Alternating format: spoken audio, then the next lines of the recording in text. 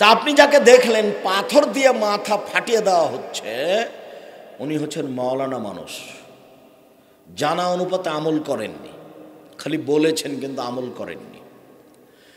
তারপরে যে আপনি দেখলেন উলঙ্গ অবস্থায় পুরুষ আর নারী আগুনের ভিতরে ধাঁধা ধাঁধা ধাঁধা করে উপরে চলে যাচ্ছে, আবার নিচের দিকে চলে আসছে, আবার ধাঁধা ধাঁধা করে উপর দিকে চলে যাচ্ছে, জমা লেগে আছে উলঙ্গ অবস্থায়। ওরা হচ্ছে ব্যভিচারী। যারা জেনায় লিপ্ত হয় তারা জাহান্নামে, এইভাবে জাহান্নামে নয়, কবরে শাস্তি এইভাবে হতে থাকবে বিচারের দিন পর্যন্ত। ধাঁধা ধাঁধা করে আগুনে জ্বলবে, চলে যাবে, আবার নিচে আসবে, আবার চলে যাবে, আবার নিচে আসবে। যতদিন পর্যন্ত বিচার না হচ্ছে ততদিন পর্যন্ত এইভাবে থাকবে, উলঙ্গ অবস্থায় থাকছে, কবরে এইভাবে আছে। তারপরে যে আপনি দেখলেন একটা লোক রক্তের নদীতে পড়ে আছে, নদীতে পানি নেই, তিস্তা নদীর মতো নদী, নদীতে কোনো পানি নেই, শুধু রক্ত। এই লোকটা হচ্ছে আকেলুর বা সুদখোর। যতবার ও রক্তের নদী থেকে উঠার চেষ্টা করবে ততবার পাথর দিয়ে তার মুখকে মেরে ভেঙে টুকরা করে দিবে, আর তাকে আমরা ধাক্কা দিয়ে নদীর মাঝামাঝিতে করে দিবে। যতবার উঠতে চাইবে ততবার মুখের উপরে পাথর মারা হবে, পাথর মেরে রক্তের নদীর মাঝামাঝিতে করে দিবে। যতদিন পর্যন্ত বিচার না হচ্ছে ততদিন পর্যন্ত এভাবে শাস্তি হতে থাকবে, জাহান্নামও হতে পারে, জান্নাতও হতে পারে। চালাই বসো, কাজ দেখাচ্ছ আমাকে? দয়া করে আপনি আমাকে কোনো কাজ দেখাবেন না, আপনাকে আমি অনেক ভালোবাসি, কোনো ব্যস্ততা দেখাবেন না। আমি আলোচনার শেষে এসেছি, আপনাকে কষ্ট দিতে এসেছি যে আমি তাড়াতাড়ি আলোচনা শেষ করে দিচ্ছি। আপনি এরই ফাঁকে আপনি কাজ দেখাচ্ছেন কেন? আমি নির্বাচনে এসেছি যে আপনি বাদাম খাবেন আর বলবেন অমুকের চরিত্র ফুলের মতো পবিত্র, আর এদিক ওদিকে ঘুরবেন? জি না, কোনোদিন এরকম হিসাব নিয়ে আসবেন না। জাতির যদি রাস্তাঘাট করে দিতে না পারি, জাতির যদি স্কুল কলেজ করে দিতে না পারি, জাতিকে চূড়ান্ত সঠিক ধর্ম দিতে পারবো ইনশাআল্লাহ। ধর্মের ব্যাপারে জাতিকে ফাঁকি দিয়ে পরকাল হারাতে রাজি নই। আর যখন থেকে বক্তব্য শুরু করেছি তখন থেকে রংপুর লালমনিরহাটে আসি, অতএব লালমনিরহাটের সাথে আরও আন্তরিকভাবে জড়িয়ে আছে। কাজেই আপনার আমার উপরে যত ভালোবাসা, আমার ভালোবাসা আপনার উপরে তার চেয়ে অনেক বেশি। আপনি কেমনে দাঁড়িয়ে গেলেন আব্দুর রাজ্জাক সাহেব ভাষা শুনে, এটা আমার বুঝে আসলো না। ভালোবাসায় আপনার এতখানি ঘাটতি আমি বিশ্বাস করিনি। আমি মনে করেছি আপনার ভালোবাসা আমার উপরে অনেক বেশি। আরও কিছু বিপদ, ওইটা কেন? এমন বৃষ্টি লেগেছে, একবার শীতের দিনে কাপড় চোপড় ভিজে গেছে, আমি আসছি, তখনও বলবেন আপনি আসেন, সালাম দেন, তারপরে এখান থেকে উঠবো, ভিজা কাপড়ে এখান থেকে উঠবো। তখন আমি বুঝবো যে আসলে ভালোবাসেন আমাকে। উপর উপর ভালোবাসলে আমল করতে পারবেন না, ভালোবাসাটা এমনিতেই হবে, ওইটা লাগবে না, আমল করার মতো ভালোবাসা দেখাতে হবে। তারপরে যে আপনি দেখলেন একটা গাছের পাশে একটা বৃদ্ধ মানুষ, ইনি হলেন ইব্রাহিম আলাইহিস সালাম। তারপরে যে দেখলাম সামনে কতগুলি বাচ্চা ছেলে, ওরা হিন্দু মুসলমানের ছেলে, ওরা সবাই জান্নাতে যাবে। তারপরে যে দেখলেন আপনি একটা লোক লোহার লাঠি দিয়ে আগুনকে উত্তেজিত করছে, উনি হলেন জাহান্নামের মালিক, আগুন উত্তেজিত করছে। তারপরে যে আপনি প্রথম ঘরে ঢুকলেন গাছের উপরে, সেটা হলো সাধারণ মুমিনদের ঘর, মহিলা পুরুষ সবাই আছে। আর এই যে এখনই আপনাকে যে ঘর থেকে বের করলাম, এটা হচ্ছে শহীদদের ঘর। এবার আমি বলি, আপনার যে আমি ডান হাত ধরে আছি আমি হলাম জিবরাইল, আর এই যে আপনার বাম হাত ধরে আছেন ইনি হচ্ছেন মেকাইল। লম্বা হাদিস বিভিন্ন জায়গাতে অনুবাদ করা আছে, ওখান থেকে দেখে নেবেন। আজকের লম্বা হাদিসের যে মূল বাক্যটা বলতে চেয়েছি সেটা বলেন তো কি? রক্তের নদীতে যেই পড়ে আছে সে হলো সুদখোর। যতবার উঠতে চাচ্ছে ততবার তার মুখের উপরে পাথর মেরে তাকে রক্তের নদীর মাঝামাঝিতে করে দিচ্ছে, যতদিন পর্যন্ত বিচার না হবে, বিচারে জাহান্নামও হতে পারে, জান্নাতও হতে পারে। ও তো হারাম খায়, আবার জান্নাত কিসের? ততদিন পর্যন্ত কবরে এভাবে শাস্তি হতে থাকবে। সম্মানিত দিনী ভাই বোন, আপনাকে আমি যেটা প্রথম বলতে চেয়েছি সেটা হলো এই, আজ থেকে ব্যাংকের সুদের লেনদেন সব বন্ধ করতে হবে। আব্দুল রাজ্জাক সাহেব, আমি চাকরি করি, সরকার আমাকে টাকা দেয়, আবার এটা বাড়তে থাকে। প্রভিডেন্ট ফান্ড যেটা আপনার, সেটা আপনি নেন, আপনার যেটা কেটে রেখেছে সেটা নেন, যেটা সরকার দিয়েছে সেটা নেন, আর যেটা বাড়ছে সেটা হিসাব করে রাখেন। সেটা আপনি খেতে পাবেন না, ওটা ফকির মিসকিনকে দিয়ে দেন, কারো বাড়ির টয়লেট করে দেন। ব্যাংকে টাকা রেখেছেন, ইসলামী ব্যাংক হোক আর আপনার দিনের ব্যাংক হোক আর সোনালী ব্যাংক হোক রূপালী ব্যাংক হোক, যত টাকা বাড়ছে সব টাকা আপনি উঠিয়ে নেন, নিজে খাবেন না, ফকির মিসকিনকে দিয়ে দেন, অসহায় মানুষের টয়লেট করে দেন, বাড়িঘর করে দেন, টাকা নিজে ভোগ করবেন না। কত সুন্দর ব্যবসা! লক্ষ টাকায় 1000 টাকা দিবে ইসলামী ব্যাংক, তাই তো 5 লক্ষ রেখেছে, প্রতি মাসে 5000, প্রতি মাসে 5000। 10 লক্ষ রেখেছে, প্রতি মাসে 10,000, প্রতি মাসে 10,000। কত সুন্দর ব্যবসা! ধর্ম পাগল হয়ে গেছে। এত নিখুঁত ব্যবসা হয় কোনো দিন? যাতে কোনো বিনিয়োগ হলো না, যাতে কোনো সমস্যা হলো না, যাতে টেনশন থাকলো না, ঘুমিয়ে গেছি, ঘুম থেকে ওইটা কত হাজার, 10,000। আচ্ছা, এটা হলো? এটা কোনো ব্যবসা হলো? আপনার কাছে টাকাটা নিয়েছে, ও ব্যাংকে রেখেছে, আপনার টাকাটা আর একজনকে দিয়েছে, আপনাকে দিবে 10,000, আর যাকে দিয়েছে কর্জ ওর কাছ থেকে নেবে 30,000। কথা বুঝতে পারেননি? যাকে লোন দিয়েছে তাকে কত নেবে? 10 লক্ষে 30,000। তাহলে 30,000 থেকে আপনাকে দিবে কত? 10,000। আর ব্যাংকের যারা কর্মচারী, ওদের পিছনে থাকবে 10,000, আর 10,000 ওদের বাড়বে। সব জায়গাতে এই ব্যবস্থা চলছে। এই জন্যই আব্দুল্লাহ লন্ডন গেছে ব্যাংকিং ব্যবস্থাপনা পড়াশোনা করতে। লন্ডনের প্রয়োজন ছিল না।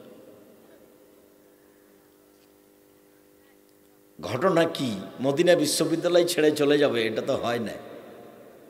আপনি যেটা বলছেন সেটা আমিও বলছি। সম্মানিত দিনী ভাই বোন, সুদ মহাপাপ। সাথে সাথে আপনার একটা কথা আপনাকে জানাচ্ছি, এই 27শে রজবের রোজা থাকলে এবাদত আর কবুল হবে না। রজব মাসে কোনো এবাদত করতে হবে, 27শে রজব জাগতে হবে, এটা একবারে ডাহা মিথ্যা, স্পষ্ট বেদাত। সাবধান, এতটা অঞ্চলে বিদাত খুব বেশি, শিরক খুব বেশি। যেটা সিলেট চট্টগ্রামে হয় সেইটা এখন লালমনিরহাটে হচ্ছে, এতটা অঞ্চলে। খুব দুঃখিত।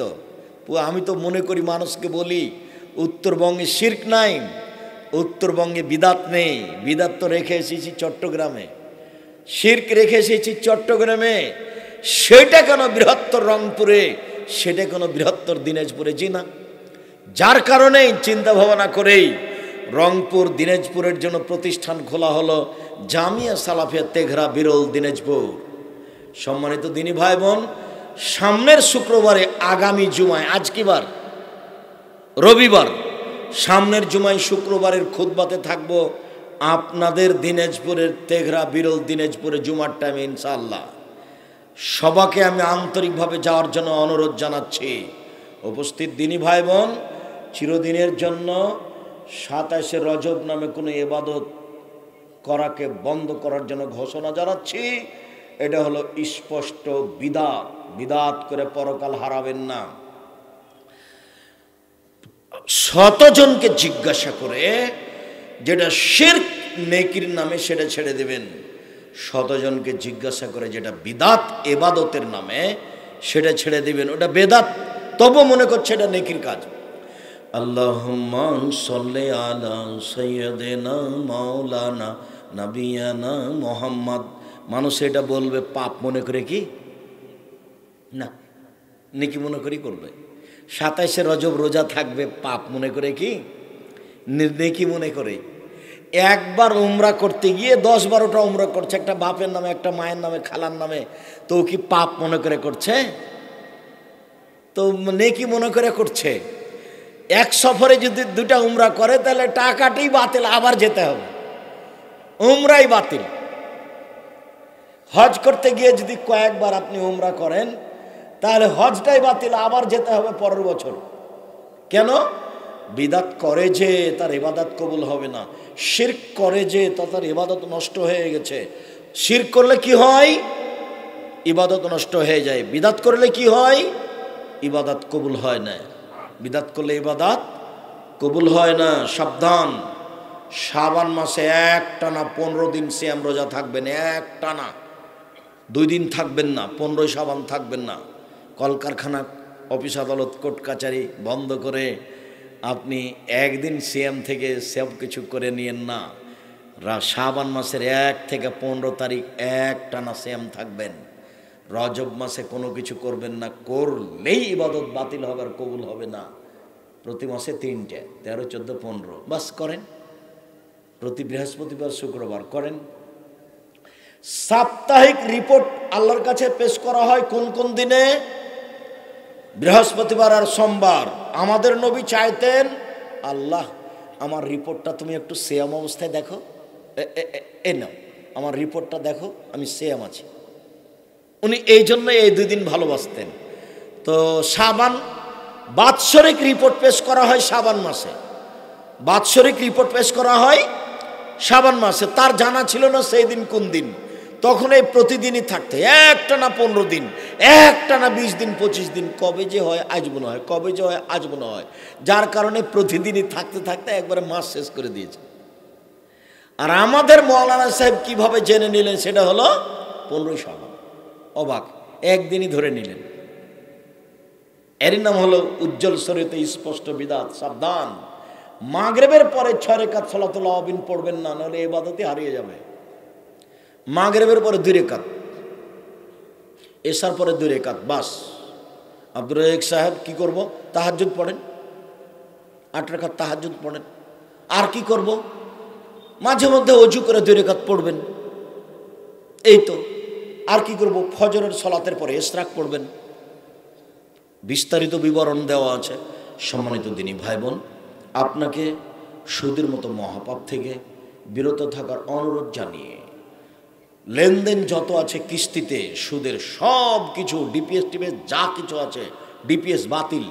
যা লস হবে হোক, যে ডিপিএস খোলা আছে এটা বাতিল। যত কিস্তি তোলা আছে সব বাতিল। আগামীকাল থেকে কিস্তি চালু থাকলে আপনি মুনাফেক। বক্তব্যের সাথে মুনাফেকি করেছেন, এই রুজি ইনকাম করতে হবে না। মানুষের বাড়িতে কাজ করে খেতে হবে, বরকত হবে ইনশাআল্লাহ। বরকত হয়ে গেলে টাকা বেশি হবে। শ্বশুরকে যৌতুক ফেরত দিতে হবে, সে টাকা নিতে হবে না। অর্থ সম্পদে বরকত হবে। আর বাপ মাকে বলবেন, আব্বা আমার কাছে খাবেন, আম্মা আমার কাছে খাবেন, ভাগ্নি আমার কাছে খাবে, ভাগ্নে আমার কাছে খাবে, দুলা ভাই আমার কাছে খাবে, আমার আব্বার 10 বন্ধু সবাই আমার কাছে খাবে। এটা ঘোষণা দিয়ে দিবেন কালকে। তাহলে আপনার বাড়িতে আল্লাহর পক্ষ থেকে বরকত নাজিল হবে। দেখবেন আরও মানুষে খাবে, তখন আল্লাহর আপনার রুজি বেশি করে দিবেন, চিন্তা করবেন না। সম্মানিত দিনী ভাই বোন, বক্তব্যের সাথে সাথে এই বইগুলি কে বড় ক্ষতিগ্রস্ত, কে বড় লাভবান, আদর্শ পরিবার, আদর্শ নারী এবং তাওজিহুল কোরআন, ব্যতিক্রম তাফসির, তাওজিহুল কোরআন নিয়ে যাবেন। আর আব্দুল্লাহর মিন্নাতুল বারি, সবাইকে এই বইগুলি সংগ্রহ করার অনুরোধ জানিয়ে, সামনের শুক্রবারে তেঘরা বিরল দিনাজপুরে উপস্থিত হওয়ার অনুরোধ জানিয়ে, যতই কষ্ট হোক আপনাকে যেতে হবে। তেঘরা বিরল দিনাজপুর, সবাইকে উপস্থিত হওয়ার অনুরোধ জানিয়ে আপাতত আজকের মতো কথা এখানে শেষ করছি। সুবহানাকা আল্লাহুম্মা ওয়া বিহামদিকা আশহাদু আল্লা ইলাহা ইল্লা আনতা আস্তাগফিরুকা ওয়া আতুবু ইলাইক। আসসালামু আলাইকুম ওয়া রাহমাতুল্লাহ। কয়েকটা জিজ্ঞাসা, আর বইগুলি সবাই নিয়ে যাবেন। মাসিক আল ইতেসাম পত্রিকা আছে, প্রশ্ন 50টা প্রশ্নের উত্তর, কেউ খালি যাবেন না। 50টা প্রশ্নের উত্তর আছে মাসিক আল ইতেসাম পত্রিকা। আব্দুল্লাহর মিন্নাতুল বারি নিয়ে যান, তাওজিহুল কোরআন নিয়ে যান। তাওজিহুল কোরআন ব্যতিক্রম তাফসিরের বই। হুজুর, কোনো স্বামী যদি স্ত্রীকে নিয়ে কেনাকাটা করতে যায় তাহলে সেটা কতটুকু জায়েজ? সেটা নাজায়েজ। কাপুরুষ বউকে সাথে করে যায়। জমি বন্ধক খাওয়ার শরীয়ত নিয়ম কি? বন্ধক নাজায়েজ, লিজ জায়েজ। লিজ ঠিক খেয়ে শেষ, খাই খালাসি। বন্ধক হারাম, সুদ। ঠিক লিজ জায়েজ। সবাই বইগুলি নিয়ে যাবেন। টাকা না থাকলে একটা পত্রিকা নিয়ে যাবেন 30 টাকা দিয়ে, ওর পিছনে লক্ষ লক্ষ টাকা খরচ আছে। দিনী ভাই বোন যারা আমরা বোনেরা আছেন, আদর্শ পরিবার, আদর্শ নারী, সম অধিকার নয় মর্যাদা চাই। কেন এই নির্যাতন? কি তার প্রতিকার? শিক্ষা বনাম জাহেলিয়াতে এই বইগুলি খুঁজেন। বেতের নামাজ প্রতিদিন 1 রেকাত পড়া যাবে কি? প্রতিদিন পড়া যাবে, এটাই উত্তম। 3 রেকাত পড়েন, তবে 1 রেকাত উত্তম, হাদিসের সংখ্যা বেশি। তারাবির নামাজ 8 রেকাত, যদি বেতের নামাজ 1 রেকাত পড়ি তাহলে মোট নামাজ হচ্ছে 9 রেকাত। হোক, হাদিস বুখারী মুসলিম 9 হোক, তাতে কি আছে?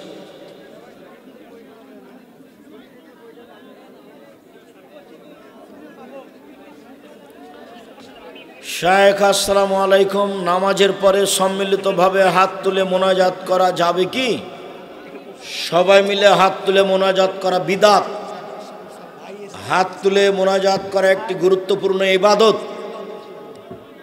32টা সহিহ হাদিস আছে দুয়ার বইয়ে, সিরিয়াল দেওয়া আছে। আর 24টা জায়গা উল্লেখ আছে কোথায় কোথায় হাত তুলে দোয়া করতে হবে। যাওয়ার সময় আইনে রাসূল সাল্লাল্লাহু আলাইহি ওয়াসাল্লাম দোয়া অধ্যায় বইটা নিয়ে যাবেন। 32টা হাত তুলে দোয়া করার হাদিস আছে, 24টা স্থান উল্লেখ করা আছে। জানাজার পরে, সভা সমিতির পরে, ঈদের মাঠে 5 ওয়াক্ত সালাতের পরে সবাই মিলে একসাথে হাত তুলে দোয়া করা বিদআত। সবাই মিলে হাত তুলে দোয়া করবে কোথায়? পানি চাইতে গিয়ে, ইস্তিসকা, উল্টা হাতে। আমি বেতের নামাজের দোয়া জানি না, তো বেতের পড়বেন না। সূরা ইখলাস দিয়ে বেতের পড়তে হবে না। দোয়া পড়বেন না, বেতের পড়বেন, বাস। দোয়ায় কুনুত লাগবে না। দোয়া বেতের পড়লেই দোয়ায় কুনুত পড়তে হবে, এটাই মিথ্যা। কেউ যদি কোনো দিন দোয়ায় কুনুত পড়তে চায় তাহলে বেতের সলাতে পড়বে। কেউ যদি কোনো দিন দোয়ায় কুনুত পড়তে চায় তাহলে বেতের সলাতে পড়বে। কেউ যদি কোনো দিন দোয়ায় কুনুত পড়তে চায় তাহলে কোন সলাতে পড়বে? বেতের সলাতে পড়বে। রুকুর আগেও পড়তে পারে, পরেও পড়তে পারে। রুকুর আগে পড়লে হাত বাঁধাই থাকবে, রুকুর পরে পড়লে হাত উঠিয়া পড়বে। বেতের পড়লেই দোয়ায় কুনুত পড়তে হবে এ কথা সত্য না, এটা মিথ্যা। বেতের পড়লেই দোয়ায় কুনুত পড়তে হবে এ কথা মিথ্যা। তাহলে কি? কেউ যদি কোনো দিন দোয়ায় কুনুত পড়তে চায় তাহলে বেতের সলাতে পড়বে।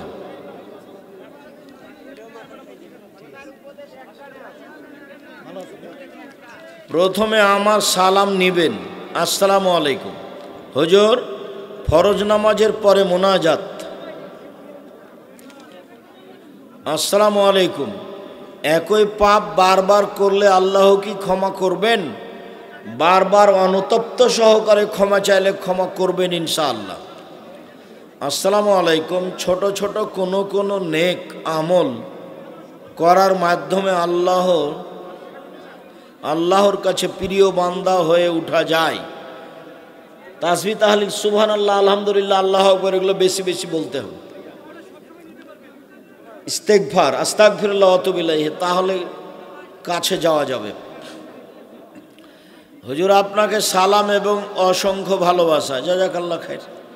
অনেকে আবার বলে যে ক্ষমা করেন, কত যে গালি দিয়েছি আপনাকে। তো যাক, তোমার ভালোবাসা আল্লাহ কবুল করুক। প্রশ্ন হলো, কিভাবে আমরা হেদায়েত প্রাপ্ত হব? আত্মার সাথে জেহাদ করতে পারলে হেদায়েত প্রাপ্ত হব। আত্মার সাথে জেহাদ। আত্মার সাথে জেহাদ কি? দাড়ি ছোট করতে বলছে আত্মা, ছি ছি ছি ছি, না করা হবে না, এটা হলো জেহাদ। দোকানে বসে আড্ডা পিটতে বলছে আত্মা, না না না না, ছি ছি। কেউ নাই বড় মোবাইলটা চালু করে ল্যাংটা মেয়ে দেখতে বলছে আত্মা, ছি ছি ছি ছি, না, এটা হলো জেহাদ। আত্মার সাথে জেহাদ করতে শিখো। আল্লাহ নবী বলছেন, আফজালুল মুজাহিদ মা ইউজাহিদু নাফসাহু, সবচেয়ে বড় মুজাহিদ সেই যে আত্মার সাথে জেহাদ করতে পারে।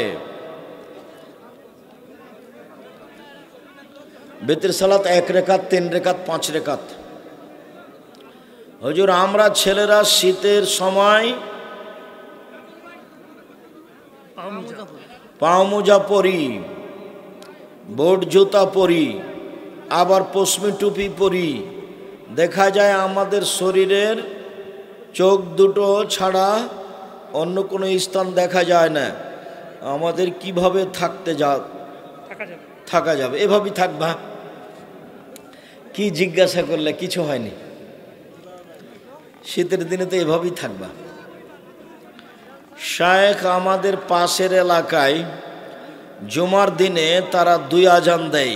2 আজান বিদাত, একটাই দিতে হবে। ফরজ সালাতের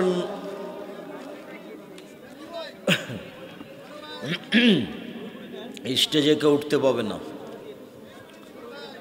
আমি একজন আলেমের ছাত্র, আমি কোরআন ও সহিহ হাদিসের শিক্ষা অর্জন করতে চাই। জামিয়া সালাফে চলে আসো।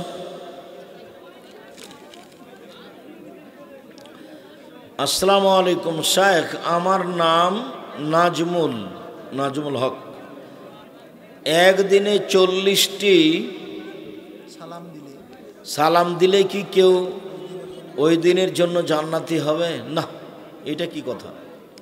40 সালাম হলে তো আবার বেদাত হয়ে যাবে, জান্নাতি হারিয়ে যাবে। তোমার জিজ্ঞাসাটা সুন্দর হয়নি। আসসালামু আলাইকুম শায়েখ, আমার নাম ইরান। আমার প্রশ্ন হলো, আমি সালাত আদায় করি এবং হারাম কাজও করি। নামটাও পরিবর্তন করো, হারাম কাজ বন্ধ করো। আসসালামু আলাইকুম, আমার নাম ফয়সাল হোসাইন। আমি কিভাবে ইসলামের পথে ফিরে আসতে পারি? ইয়া মুসাররিফুল কুলুব সাররিফ কালবি আলা তাআতিক, এই দোয়া পড়ো। দোয়ার বই নিয়ে যাও। হে অন্তরের পরিবর্তনকারী, আমার অন্তরটাকে তোমার দিনের উপরে রাখো। নিয়মিত বলো, ঠিক হয়ে যাও। আর যদি খুব বড় বড় পাপ করো, বিভিন্ন অন্যায়ের সাথে জুড়ে থাকো, তাহলে খালি বলো লা ইলাহা ইল্লা আনতা সুবহানাকা ইন্নী কুনতু মিনাজ জালিমিন। ঘন ঘন বলো, ঠিক হয়ে যাবে সব।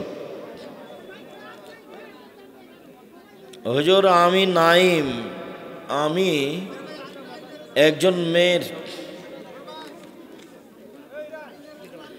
শায়েখ, মিথ্যা কথা বলা আমি কিভাবে ছেড়ে দেব? এই যে মিথ্যা কথা বললে লোহার লাঠি দিয়ে তোমার মুখ ফেড়ে ফেলা হবে, এইটা তুমি দিন রাত ভাবো, তাহলে মিথ্যা কথা বলা লাগবে না। কই, আমরাও তো বেঁচে আছি, তো মিথ্যা কথা তো বলা লাগে না। তুমি কি করো? হালাল রুজি উপার্জন করো, মানুষের বাড়িতে কাজ করো, কাজে থাকো, মিথ্যা কথা বলার জায়গাই পাবা না। তো দিন রাত তো আড্ডা পিটো আর একজনের সাথে, প্রেমের গল্প করো, তো মিথ্যা কথা হবে না? এসব পথই বন্ধ। তোমাদের নীলফামারীর একটা ছেলের কথা শোনায়, তোমাকে বলছি, এই ছেলে তোমাকে বলছি। ওই বাড়িতে রাতে খাওয়া দাওয়া করলাম, তো ছেলেটা বলছে আমি ম্যাট্রিক পরীক্ষায় ফেল করেছিলাম, তো ইংরেজিতে ফেল করেছিলাম। তা আমার মনে খুব জিদ হলো, আমি ইংরেজি শিখব। এমন পরিশ্রম করলাম, 1 থেকে 1.5 বছরের মাথায় আমার সাথে যে ইংরেজি বলা শুরু করে, তার চোখের পানি না আসা পর্যন্ত আমি থামি না। ওকে আমি ওর মুখ বন্ধ করার পরে থামি। তো বলো তো, এটা কি জাদু না চেষ্টা? তাহলে তোমার মিথ্যা কথা পাবা কোথায়? তুমি তো ব্যস্ত আছো সবসময়। ডক্টর শহীদুল্লাহ 16 ভাষার পণ্ডিত, জীবনীতে লেখা আছে পাশের বাড়িতে আগুন লেগেছে, সবাই দৌড়াদৌড়ি করে গেছে, ঘুরে এসেছে দেখছে পড়ছে। কি ব্যাপার শহীদুল্লাহ, তুমি যাও না নাকি? কোথায়? ওই যে পাশের বাড়িতে আগুন লেগেছে, আমরা দৌড়িয়ে গেছিলাম। কখন তোমরা গেলে? আমি তো বুঝতে পারিনি। তো ওটা কি জাদু? ওটা তার পরিশ্রম। তুমি পড়লে এভাবে পড়ো, ব্যবসা করলে সবার আগে দোকান খুলবা আর সবার পরে বন্ধ করবা, আর আশেপাশে দোকানে যে জিনিস 2 টাকাতে লাভ করছে ওটা তুমি 1 টাকায় করবা। সারাদিনে বিক্রি করেছো 5,000 টাকার জিনিস, আর সারাদিনে তোমাকে বিক্রি করতে হবে 50,000 টাকার জিনিস। কথা বুঝতে পারোনি? কি বললাম বলেন তো দেখি? ও বিক্রি করে একটা জিনিসে কয় টাকা? 3 টাকা। 2 টাকা, তুমি কয় টাকা করবা? 1 টাকা। সারাদিনে ও বিক্রি করেছে 5টা জিনিস, তুমি বিক্রি করে 500টা।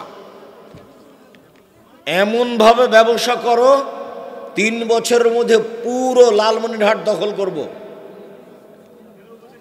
এইভাবে ব্যবসা করো, বরকত বেশি হবে। তুমি ভুল বুঝেছো, একবারে পাগলার মতো হয়ে চাপে ধরে আছে, 20 টাকা লাভ না হলে দিবই না। সারাদিনে একটা বিক্রি হয়েছে, ফল করতে পারবে না। কি বুদ্ধি দিলাম বলো তো দেখি? সবার আগে দোকান খুলতে হবে, সবার পরে দোকান বন্ধ করতে হবে। লোকে করে একটা জিনিসে 2 টাকা লাভ, তুমি কয় টাকা করবা? 1 টাকা। দেখো তুমি কার সাথে মিথ্যা কথা বল, সময়ই পাবা না।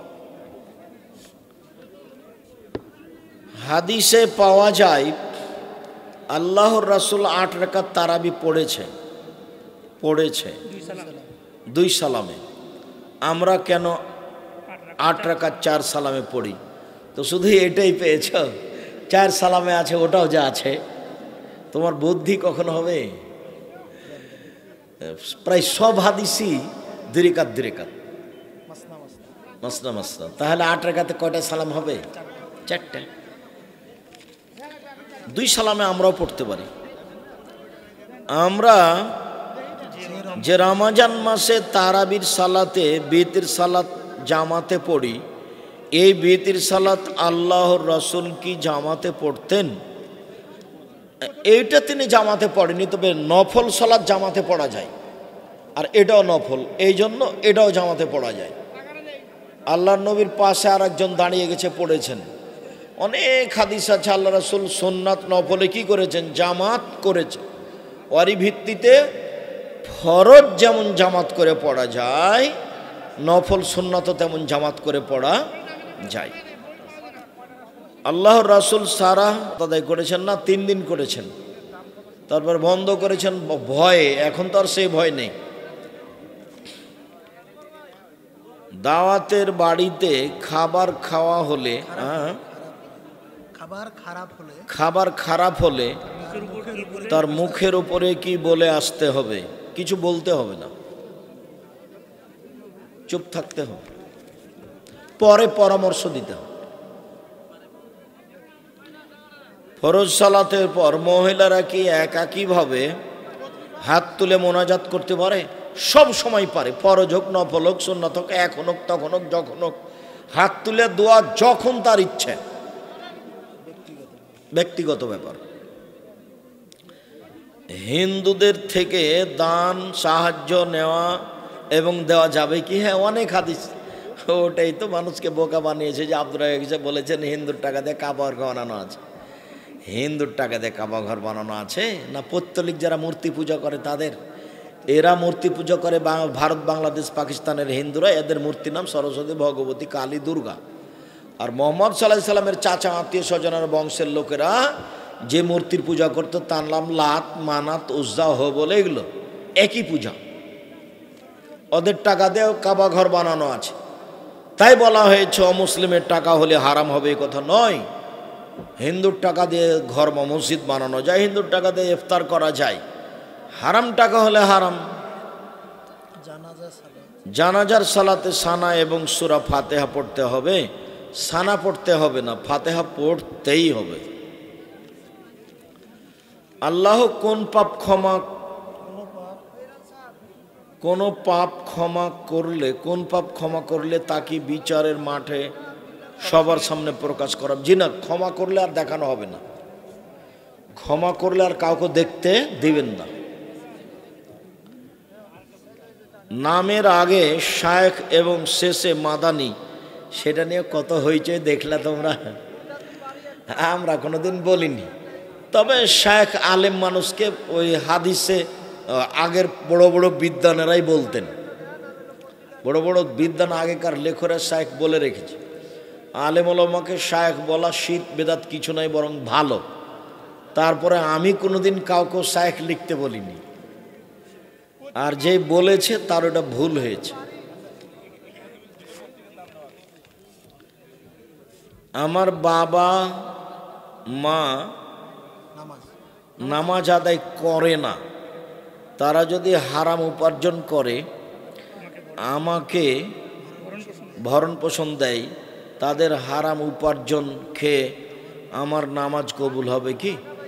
যদিন তুমি কাজ করনি ততদিন তোমাকে জিজ্ঞাসা করা লাগবে না। পড়া শেষ হোক তখন হালাল রুজি উপার্জন করিও, আর সেদিন বাপের সাথে খায়ও না। সাংগঠনিক সংকীর্ণতা দিয়ে অনেক আলেমকে ছোট করা হয় কেন? আলেমকে ছোট করা যাবে না, ওইভাবে অপমান করে কথা বলা হবে না। দুটো ছেলে আসতে ধরে রোড অ্যাক্সিডেন্ট হয়ে একজন মাথা ফেটে ক্লিনিকে গেছে, দোয়া চাইছে। আল্লাহ রহম করে, একজন আসতে লেগে না যেতে লেগে রোড অ্যাক্সিডেন্ট করে মাথা ফেটেছে, ক্লিনিকে আছে, দোয়া করবেন। আজহাবিল বাস রব্বান নাস আশফান্তা সাফিল্লা সেফাইল্লা সেফাক সেফাল্লাহ সাকামা। সম্মানিত দিনী ভাই বোন, কিছু পরিবেশ দুর্বল থাকলেও পরবর্তীতে অনেক ধৈর্যের পরিচয় দিয়ে গুরুত্বপূর্ণ কথা শুনছিলেন। আমরা আপনাদের শুকরিয়া আদায় করি, জাযাকুমুল্লাহ খায়র। আল্লাহ আমাদের যারা মারা গেছে তুমি তাদের কবরের শাস্তি মাফ করো, আমরা যারা অসুস্থ তুমি তাদের আরোগ্য দান করো, আমরা যারা বেঁচে আছি তুমি তাদেরকে হালাল রুজির ব্যবস্থা করে দাও, সুদের মতো মহাপাপ থেকে রক্ষা করো। আর আমাদেরকে আমাদের প্রতিষ্ঠান লালমনিরহাটের প্রতিষ্ঠান জামিয়া সালাফে তেঘরা বিরল দিনাজপুর, এখানে যাওয়ার সুযোগ করে দাও, আল্লাহুম্মা আমিন। লালমনিরহাট জেলার নিজের প্রতিষ্ঠান জামিয়া সালাফে তেঘরা বিরল দিনাজপুর। আব্দুর রাজ্জাক হিসেবে ওটা দিনাজপুরে যে হোক, দিনাজপুরে আমাদের এখানে করেন। আচ্ছা, সেটা হবে সময়ে, হ্যাঁ সেটা তো ভাবি, দেখি জমি জায়গায় কোথায় হয় ইনশাআল্লাহ। তা আমরা ইনশাআল্লাহ আমরা সবাই মিলে আপাতত জুমার খুতবায় উপস্থিত হই ইনশাআল্লাহ। তারপর অনুকূলে হলে রাতে থাকবো, না হয় আসবো। আর যেহেতু জামিয়া সালাফিয়া সব নির্মাণের কাজ চলছে, কেউ খালি হাতে যাব না। জুমার খুতবায় আমি উপস্থিত থাকবো ইনশাআল্লাহ। আপনারা বন্ধু বান্ধব আত্মীয় স্বজন সবাই মিলে যাওয়ার চেষ্টা করবেন। আল্লাহ আপনাদের কবুল করুক, আল্লাহুম্মা আমিন। আল্লাহ তুমি আমাদের কবুল করো, আল্লাহুম্মা আমিন। তোমার দরবারে দাবি রেখে সকল দিনী ভাই বোনকে বইগুলি সংগ্রহ করার অনুরোধ জানিয়ে, বিশেষ করে আপনাদের কাছের বন্ধু কাছের ভাই আব্দুল্লাহর মিন্নাতুল বারি সংগ্রহ করার অনুরোধ জানিয়ে আপাতত আজকের মতো কথা এখানে শেষ করলাম। সুবহানাকা আল্লাহুম্মা ওয়া বিহামদিকা আশহাদু আল্লা ইলাহা ইল্লা আনতা আস্তাগফিরুকা ওয়া আতুবু ইলাইক। আসসালামু আলাইকুম ওয়া রাহমাতুল্লাহ।